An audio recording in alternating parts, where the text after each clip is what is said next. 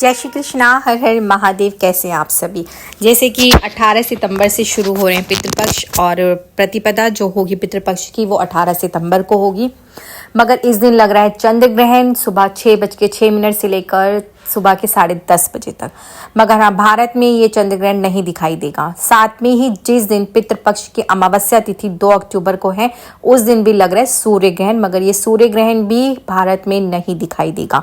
मगर ग्रहों के ऊपर लग रहा है ना ग्रहण, तो इसका प्रभाव तो सभी के ऊपर पड़ेगा। पहले दिन जो प्रतिपदा तिथि है उस दिन चंद्र ग्रहण, और अंतिम दिन श्राद्ध के उस दिन सूर्य ग्रहण। तो सूर्य ग्रहण और चंद्र ग्रहण का ये जो प्रभाव आ रहा है इस श्राद्ध पक्ष में बहुत ही ज़्यादा खास और विशेष लेकर आ रहा है। तो इसमें अपने पितरों को प्रसन्न करें बहुत ही दिल से, और छोटे छोटे से जो खास उपाय मैं आपके साथ शेयर करूंगी उन्हें भी ज़रूर से ज़रूर अपनाएं, जिससे कि इस चंद्र ग्रहण और सूर्य ग्रहण का प्रभाव आपके जीवन में किसी भी प्रकार से ना पड़े और आपके पितृ प्रसन्न होकर फिर से पितृलोक चले जाएं।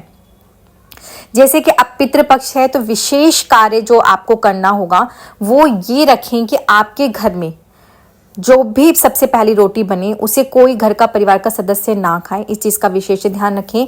और आपने करना क्या है, जो मैं आज आपके साथ विशेष उपाय लेकर आई वो ये है कि 1 लोटा जल या 1 गिलास पानी कह लीजिए, या 2 रोटी का ये खास उपाय, ये अगर आप करते हैं ना पितृपक्ष में, तो आपके घर में किसी भी प्रकार का पितृदोष हो, कोई भी ग्रहण दोष हो, ग्रह दोष हो, कुछ भी कलह चल रहा हो, वो सारा का सारा दूर होता है और आपको आपके पितरों का बहुत सारा आशीर्वाद प्राप्त होता है। इसलिए कि जब पितृ प्रसन्न रहते हैं ना, तो आपके घर के हर एक कार्य अच्छे से चलते हैं।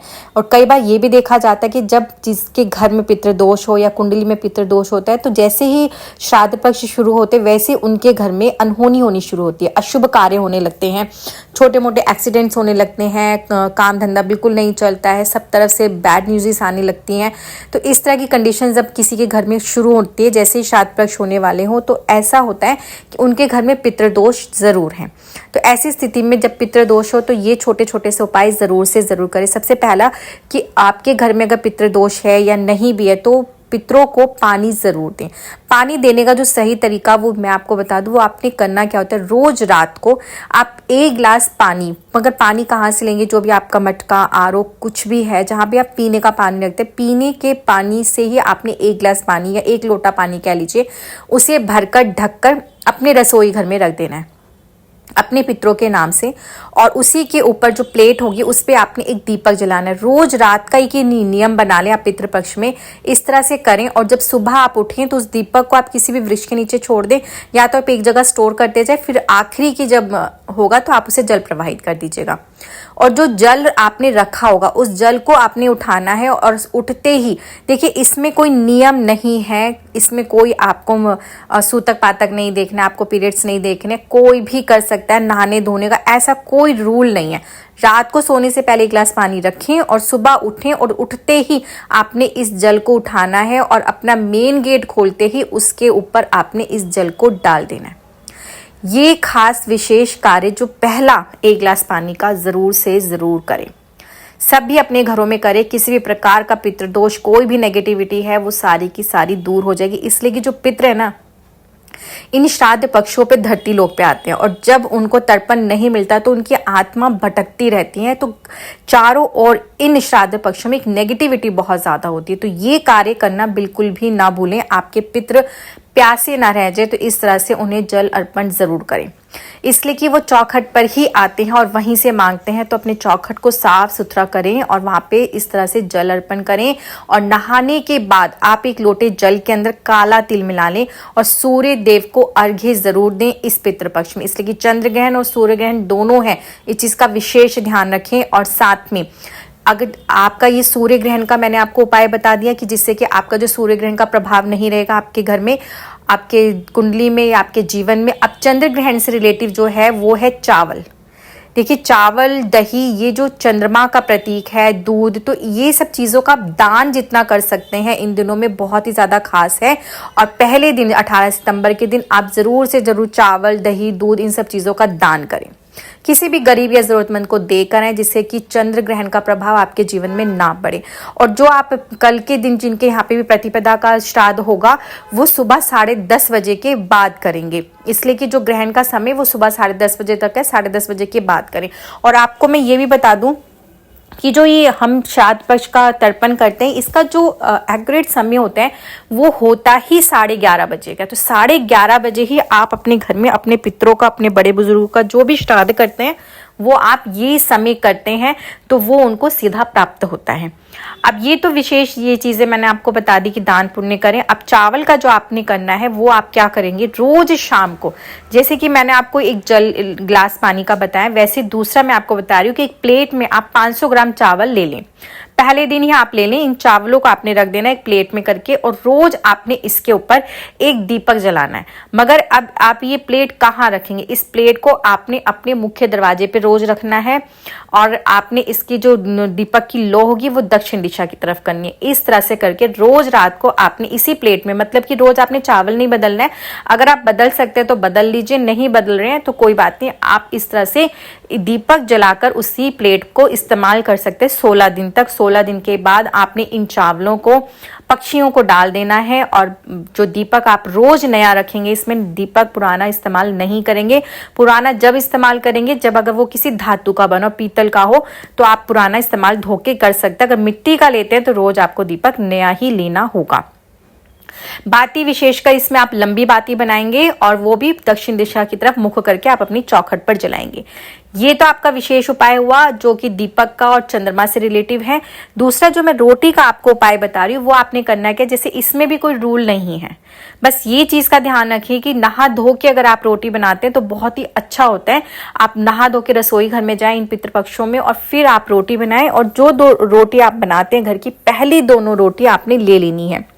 देखिए रोटी में गेहूं है, गेहूं सूर्य का प्रतीक है। दूसरा आपने इसके ऊपर घी लगाना है, घी आपका शुक्र है, और आपने इस पे शक्कर रखनी है, ये भी आपका शुक्र है। साथ में आपको लेनी है दही, दही आपका चंद्रमा, तो सूर्य चंद्रमा दोनों ही स्ट्रांग होंगे, साथ में आपका शुक्र ग्रह स्ट्रांग होगा, और आपके घर में धन संपदा से की जो भी कमी वो सारी दूर होगी। तो आपने क्या करना है, दही लेनी है, इन दोनों रोटी के ऊपर आप दही रखें, और चीनी शक्कर जो भी आपने रखना है वो रखकर इन्हें ले जाकर आपने गौ माता को रोज डेली प्रतिदिन नियमित रूप से इन श्राद्ध पक्षों में खिलाना ही खिलाना है।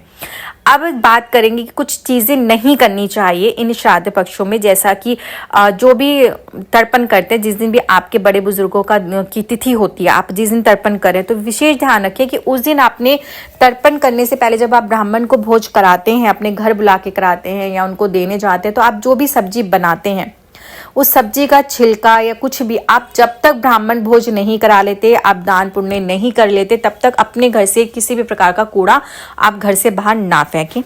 और दूसरा, आपके घर में अगर बासी खाना एक दिन पहले का पड़ा, और जैसे कल आपकी कोई बड़े बुजुर्ग की पुण्यतिथि है, तो कई बार क्या करते हैं लोग कि उन बासी खाने को उठा के आपके घर में काम वाली मेड या कोई भी आते हैं आप उनको दे देते हैं। मगर नहीं, जब तक आप भोज नहीं करा लेते, ब्राह्मण भोज, और कराने के बाद जो भी आपको दक्षिणा देनी है, दान पुण्य करना है, सब कुछ करने के बाद, उसके बाद ही आप अपने घर के बासी खाने को हटाएं, तभी आप किसी को दे। और कोशिश करें कि आप उस दिन जिसको भी देना ताज़ा खाना दे, बासी खाना ना दे। उस बासी खाने को आप गाय को खिला सकते हैं बाद में। पहले पूजा हो जाएगी, आपके तर्पण हो जाएगी जो भी आपके पितरों के हैं, उसके बाद ही आप बासी खाने को हाथ लगाएं। और इन श्राद्ध पक्षों में विशेषकर ध्यान रखें कि तामसिक भोजन ना खाएं, लहसुन प्याज का परहेज रखें, बैगन मसूर की दाल, इन सब चीज़ों का भी परहेज रखना चाहिए। और खासतौर से अगर आप पूरे समय नहीं कर पा रहे हैं, अगर बैगन मसूर की दाल का या लहसुन प्याज का, तो खास तौर से उस दिन ज़रूर करें जिस दिन आपके बड़े बुजुर्गों की पुण्यतिथि होती है, जिस दिन आप तर्पण कर रहे हैं। इस चीज़ का विशेष ध्यान रखें। अब जैसे कि आपने ये सब चीज़ों का किया, और एक चीज जो गलती लोग करते हैं वो ये कि कपड़े धोते हैं। जब तक आप अपने पितरों का पिंडदान कर रहे हैं उस दिन आप कपड़े बाद में धुलें, पहले कपड़े ना धुलें। मतलब कुछ चीजें ऐसी जो वर्जित हैं उन्हें विशेष कर ध्यान रखना चाहिए। तो आप कपड़े बाद में धो सकते हैं, आप उस दिन ना धो के अगले दिन धो सकते हैं। अब एक जो विशेष है कि इन दिनों में हमें पूजा करनी चाहिए या नहीं, क्यों नहीं करनी चाहिए पूजा, मुझे ये समझ में नहीं आता। पितृपक्ष लगे हैं, आप भगवान से पूजा आराधना करें, उनकी विशेष रूप से पूजा करें, उनसे प्रार्थना करें कि आपके पितरों को मोक्ष की प्राप्ति हो, बार बार उन्हें इस धरती पे आकर अपने लिए तर्पण के लिए कुछ ना करना पड़े और सीधा उन्हें मोक्ष की प्राप्ति हो जाए। उनसे प्रार्थना करें और विशेष रूप से पूजा आराधना करें, और संभव हो सके तो इन पितृपक्षों में रोज एक पाठ गीता का अवश्य करें। इससे आपके पितृ प्रसन्न होते हैं और उन्हें मोक्ष की प्राप्ति होती है। दूसरा साथ में एक विशेष उपाय मैं आपको बता दूं जो महिलाओं को करना होता है कि इसमें आप अपने बाल ना कटवाएं। पुरुष भी इस चीज का विशेष ध्यान रखें, नाखून नहीं काटने चाहिए, साथ में दाढ़ी शेविंग ना कराएं। और मासिक धर्म में अगर महिलाएं हैं, अगर वो अपने बाल धोती हैं तो बाल वो दोपहर के बाद धुलें। और वैसे भी अगर आप बाल धो रही हैं तो इस चीज़ का विशेष ध्यान रखें, इसकी ये गलतियां नॉर्मली महिलाएं करती हैं वो नहीं करनी चाहिए। जब कहते हैं ना घर में संतान उत्पत्ति नहीं हो रही, कहीं ना कहीं पितृदोष का कारण है, तो गलती क्या होती है जब आप ऐसे पीरियड्स टाइम में या सर धोते हैं या वैसे धोते हैं, तो जैसे ही आप बाथरूम से बाहर निकलते हैं आप अपने बालों को अच्छे से किसी टॉवल से लपेट लें। उसका जो पानी है चौखट पर नहीं गिरना चाहिए बालों का, इसलिए कि इन दिनों पे आपकी चौखटों पे आपके पितर होते हैं, तो वो जो पानी गिरता है वो पानी सीधा आपके पितरों के मुख में जाता है, जो कि अशुभ माना जाता है, बहुत बड़ा दोष माना जाता है। तो इस चीज का विशेष ध्यान रखना चाहिए, अपने सर से बालों का पानी टपकने ना दे चौखटों पे। और खास तौर से जो इसमें विशेष कार्य, अपनी जो चौखट होती है इन दिनों में चौखट बिल्कुल साफ रखें। वहां पे आप तिल और चावल को रखकर एक दीपक जरूर जलाएं, सुबह शाम दोनों समय का अगर ये नियम बनाते दोनों चौखटों पे, तो इससे क्या ना आपके पितृ प्रसन्न होते हैं। और हाँ, अपने पितरों की, पूर्वजों की जो भी आपके घर में फोटोज हैं उन्हें उतार लें और दक्षिण दिशा में एक आसन या चौकी कुछ लगाएं, व्हाइट कलर का कपड़ा रखें, उन पे आप अपने पितरों की फोटोज रखें, उनके ऊपर आप तुलसी की माला अर्पण कर सकते हैं, या रोज आप एक फ्रेश माला लें और एक दीपक शुद्ध देसी घी का चाहे सरसों के तेल का दीपक उसके समक्ष जलाएं, अगरबत्ती जलाएं और जला के उनसे प्रार्थना करें कि आपके घर में जो भी पितृदोष है, जो भी कलह चल रहा है या धन से जुड़ी समस्या है, वो सारी दूर हो जाए। और पितृपक्ष में एक कार्य विशेष रूप से करना चाहिए, पीपल के पेड़ में जल चढ़ाना बिल्कुल भी ना भूलें। इसके लिए आप क्या कर सकते हैं, आप एक डिब्बी में काले तिल, चावल, कुछ मीठा पहले से भर के रख लें और रोज सुबह आप एक लोटे जल के अंदर, मगर लोटा देखिए इसमें स्टील का इस्तेमाल किया जाएगा, आप स्टील के लोटे में जल ले लें, कच्चा दूध लें और ये तीनों चीज़ें आप इसमें मिला लें और पीपल के वृक्ष के पास जाकर आप ये जल अर्पण करें और ओम प्रीतभय नमः मंत्र का जाप करें। जाप करके आप पीपल के पेड़ की 7 परिक्रमा लगाएं और रोज शाम को अगर पीपल के वृक्ष के पास एक दीपक प्रज्वलित करते हैं, मगर रविवार का दिन छोड़ देंगे, रविवार के दिन आपने जल भी अर्पण नहीं करना है ना दीपक जलाना है, इसलिए कि रविवार के दिन ये कार्य नहीं किया जाता। इस तरह से अगर आप करते हैं तो आपके घर में सुख समृद्धि सदैव बनी रहेगी, आपको आपके पितरों का बहुत सारा आशीर्वाद प्राप्त होगा। और खास तौर से जैसे कि मंदिर से जुड़ा हुआ मैंने एक और आपको उपाय बता दूं कि इन दिनों में कोशिश करें कि आप अपने मंदिर की जो लाइट्स हैं उन्हें बंद ना करें। अगर मंदिर आपका किसी कमरे में तो उस कमरे में ही लाइट जला के रखें और रात को अपने पितरों के सामने हाथ जोड़ के प्रार्थना करके ही आप विश्राम करें और उनसे यही प्रार्थना करें कि जो भी भूल चूक हो रही है उसके लिए आप वो क्षमा करें आपको और आपके घर में सुख समृद्धि सदैव बनाई रखें। तो ये छोटी छोटी चीज़ें अगर आप पितृपक्ष में ध्यान रखते हैं तो आपके घर में किसी भी प्रकार की कोई समस्या नहीं उत्पन्न होती है। जो अचानक से चली आई अनहोनी होती है वो कभी भी नहीं होती और आपको आपके पितरों का बहुत सारा आशीर्वाद प्राप्त होता है। और एक खास तौर से विशेष में चीज़ आपको बता दूं महिलाओं को कि इन पितृपक्षों में कोई भी सुहाग का नया सामान नहीं खरीदना चाहिए, ना ही आपको कोई सुहाग का नया सामान पहनना चाहिए। और ये जो पीला सिंदूर होता है, जो हमारा सुहाग का सिंदूरा होता है ना, उसे आप इन दिनों में ना लगाएं। आप पुराना जो भी सिंदूर आपका पड़ा होता है आप वही सिंदूर इस्तेमाल करें, पुरानी ही चूड़ियाँ पहने और कोई भी सुहाग की नई चीज़ ना खरीदें। और कोई भी नया काम इन दिनों में शुरू नहीं किया जाता है। आप इन 16 दिनों को छोड़ने के बाद जब नवरात्रि शुरू होंगे तब आप कोई भी नया कार्य, शुभ कार्य कर सकते हैं। दूसरा, अगर आपको कोई खरीदारी करनी है तो इसमें आप जो भी खरीदेंगे अपने पितरों के लिए खरीदेंगे। जैसे कि आपने कुछ दान पुण्य करना है, कुछ वस्त्र खरीद के लेकर आने हैं, ब्राह्मणों को देना है, तो ऐसी सब चीजें आप इन दिनों में खरीद सकते हैं अपने पितरों और पूर्वजों के लिए। और संभव हो सके तो इस श्राद्ध पक्षों में किसी भी दिन आप किसी भी पवित्र नदी में स्नान करना बिल्कुल भी ना भूलें। और अगर आपको लगता है कि आप नहीं जा पा रहे, नहीं कर सकते हैं, तो आप रोज अपने नहाने वाले पानी में ना गंगा जल की कुछ बूंदें मिलाकर जरूर से जरूर स्नान करें। वीडियो अगर आपको अच्छी लगे, जानकारी अच्छी लगे तो ज़्यादा से ज़्यादा शेयर करें अपने दोस्तों और फ्रेंड्स के साथ में, जिससे कि उनका भी भला हो सके और आपका भी। और कमेंट्स बॉक्स में जय श्री कृष्णा, हर हर महादेव लिखना मत भूलिएगा। और जिन्होंने वीडियो को अभी तक लाइक नहीं किया, लाइक कर दें और चैनल को सब्सक्राइब ज़रूर करें। इसी तरह की जानकारी के साथ मैं हमेशा आती हूँ। चलिए मुझे आज्ञा दीजिए, फिर मिलते हैं कुछ ऐसे ही नए ज्योतिष उपाय के साथ में। आप सभी को जय श्री कृष्णा, हर हर महादेव।